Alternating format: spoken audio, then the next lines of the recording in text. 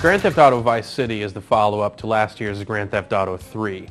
It's not a full sequel to the game. It keeps a lot of the same mechanics that were found in Grand Theft Auto 3, but like any good sequel, it's just bigger, badder, and better. They've managed to cram a whole lot more content in there and made some really nice gameplay additions that will freshen up the game for anyone who's played GTA 3 to death. Probably the biggest obvious change in the gameplay is the addition of motorcycles to the world. There are quite a few different two-wheelers in the game. You can ride scooters and mopeds. There's street bikes, dirt bikes, and big old hogs that you can just really get moving on. A lot of the faster motorcycles are, the fastest vehicles in the game once you get them up to their top speed.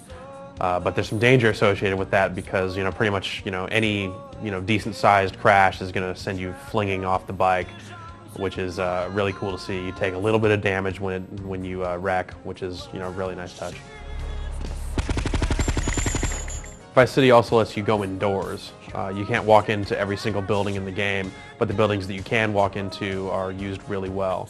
There's a brief load time associated with walking inside a building, but it doesn't take very long, and the insides of the buildings actually look really nice. The dance club, your hotel, they all look pretty striking. Other smaller tweaks to the gameplay include the ability to duck, which is good because you can get behind cover and it also steadies out your aim. Also helping out your aim is a completely redesigned targeting system. This was one of the minor problems in GTA 3 that kind of let cops sneak up behind you and things like that. But the targeting system in Vice City is much easier to deal with. It'll kind of automatically target your largest foes instead of having to force you to cycle through all your different targets to get to the one you're trying to hit. This is a pretty huge improvement and definitely cleans up the targeting issues from GTA 3 nicely. As those of you following the game's development already know, Vice City puts you in the role of Tommy Vercetti. Tommy is played by Ray Liotta, and he does a very nice job at voicing the character. I did not go to law school for this. Okay, now what the hell are we gonna do? Shut up, sit down, relax. I'll tell you what. It's a pretty big difference having the character speak in Vice City because the character in GTA 3 was completely silent. That reflects kind of a larger change in the story overall. Rather than just kind of take orders from people, in Vice City you'll kind of eventually become the crime lord of sorts of Vice City and be calling a lot of the shots on your own. Since Tommy will sort of be calling the shots through a good portion of the game, you'll get your missions from a lot of different sources. You'll start out with your own mansion, of course, which lets you kind of shake down people for protection money and basically do kind of mobster sort of things. Like any good mobster, you can also invest your money, in this case into real estate. There's a few different buildings in Vice City that you can purchase, and purchasing these various buildings will let you do mission branches that you wouldn't be able to do otherwise. So if you buy the taxi company, you'll be able to do a series of taxi missions. If you buy the Malibu Club, you'll be able to do a series of Malibu Club missions. There are a handful of different properties throughout the game that once you purchase them, open up these missions, and that's kind of how you advance the story along in the later portions of the game. The early portions of the game are set up a lot like GTA 3. You'll have multiple sources to go to, some of which are required, some of which aren't. Some of the optional mission branches include going to the Cubans who are warring with the Haitians, so then you can do missions for the Cubans, and then you'll eventually do missions for the Haitians, and they'll kind of be warring with one another. You'll be caught in the middle, that sort of deal. You also get missions where you'll be kind of devaluing real estate by blowing up buildings and doing a lot of really cool mission stuff. The mission structure in the game is a lot more complex than GTA 3's.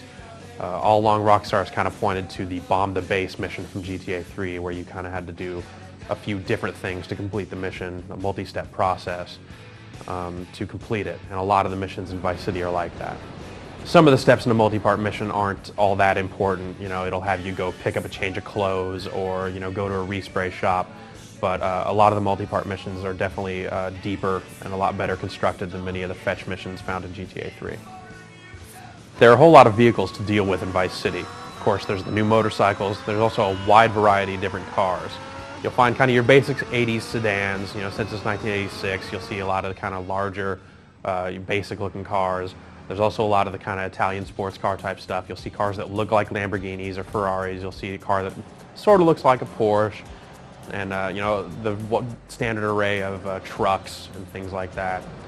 There's really a lot of different cars, and as you play the game, you'll see a lot wider variety of cars on the roads. Since Vice City is a Florida city loosely based on Miami, there's also a lot of water to deal with. So the game has a wide variety of boats for you to control as well.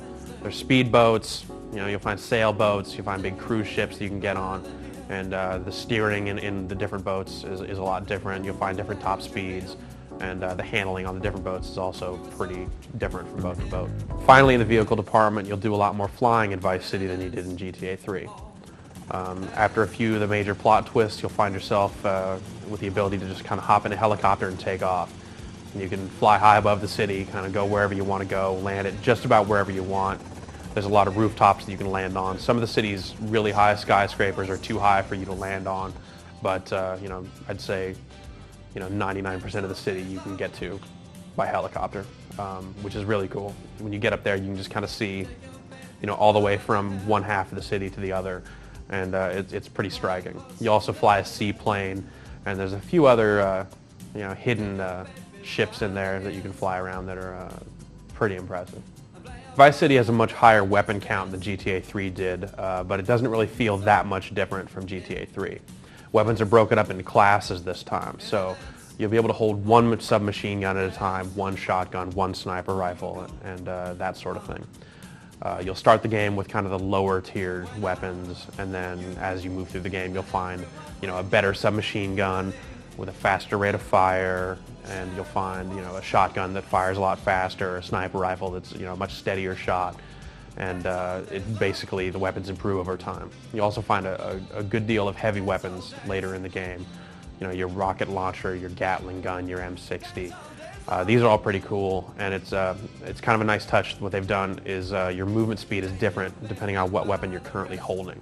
So if you have a pistol or a submachine gun, you can run at full speed. If you have a shotgun, you can't run at all, but you can still move at normal speed.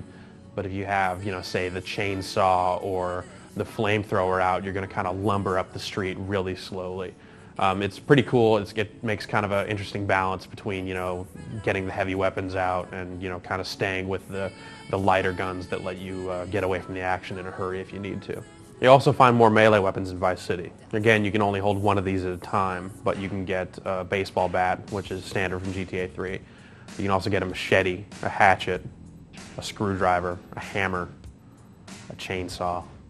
So there's kind of a cool variety here. The machete is cool. It kind of acts a lot like the baseball bat, and the chainsaw probably isn't quite as satisfying as you would think a chainsaw could be, but the weapons are all pretty functional.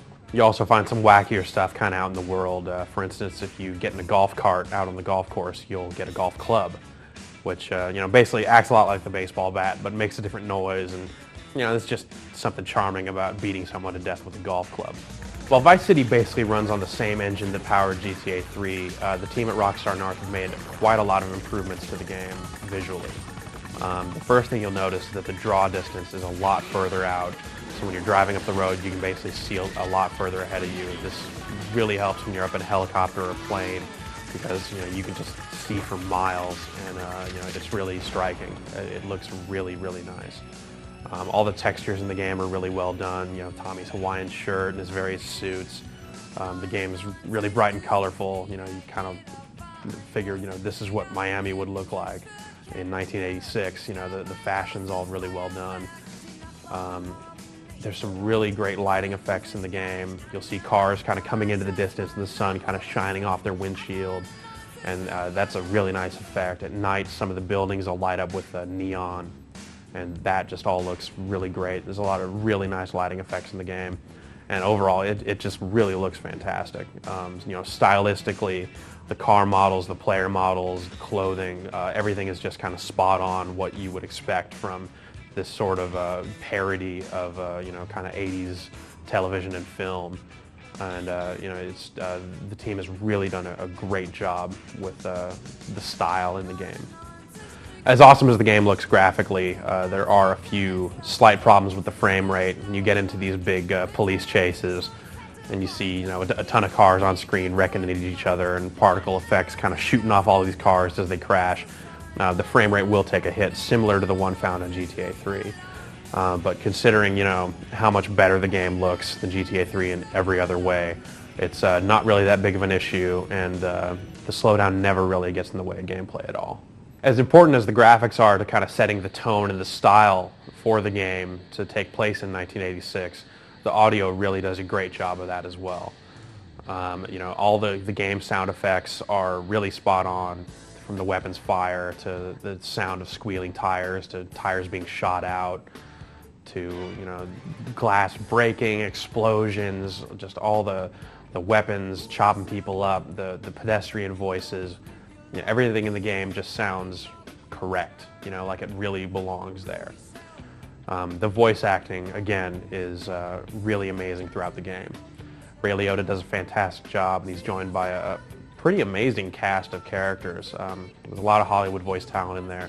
You find Gary Busey, Philip Michael Thomas, which, he was in Miami Vice, so if you're going to get someone to be in Vice City, Philip Michael Thomas is the man. And he kind of plays your sidekick character in a couple of spots, so it's kind of a funny nod to the past there. You also find Luis Guzman, Danny Trejo, and a pretty wide collection of others. All the game's voices are really believably done, and they're done in a humorous way. You'll find some kind of stereotypical things here and there about the 80s. You'll find the typical Valley Girl kind of thing, but it rarely feels hokey. GTA 3's radio stations were also an important part of the audio, helping to kind of set the tone for the game. In Vice City, they're probably even more important to kind of put you in that 1986 setting.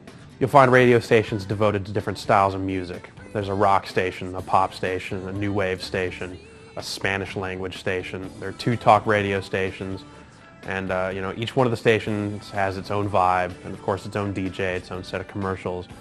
And they all really kind of put you in the world of Vice City. While the DJs sort of took center stage in GTA 3, the music really does so in Vice City. The music is all licensed, and they've actually released a 7-disc soundtrack set of the music. You'll find a lot of different artists on the soundtrack, and they all kind of create a lot of moments where a song will come on and you'll go, oh my god, I can't believe they put that song in here. There's Michael Jackson, Judas Priest, Kool and the Gang. Nana, get some 99 Luftballons on. There's the music is really fantastic. It covers a ton of ground genre-wise, and really, really brings a lot to the atmosphere of the game. In the end, Vice City is a classic example of how to design a sequel. It keeps everything that was fantastic about GTA 3, fixes a lot of the smaller problems that the game had, and just adds a ton of content. The missions are bigger, they're better designed, they'll do bigger and better things. You kind of feel like you're really more of a part of the story rather than just kind of running errands for the real players in the game. In Vice City, Tommy is the player in Vice City, and you're kind of running around doing his bidding, or in this case, your bidding. All the additional content, the weapons, the vehicles, the audio, just everything is a notch or 2 above what GTA 3 was. And as a result, anyone who was a fan of GTA 3 and anyone who's a fan of games in general should get a really big kick out of the game.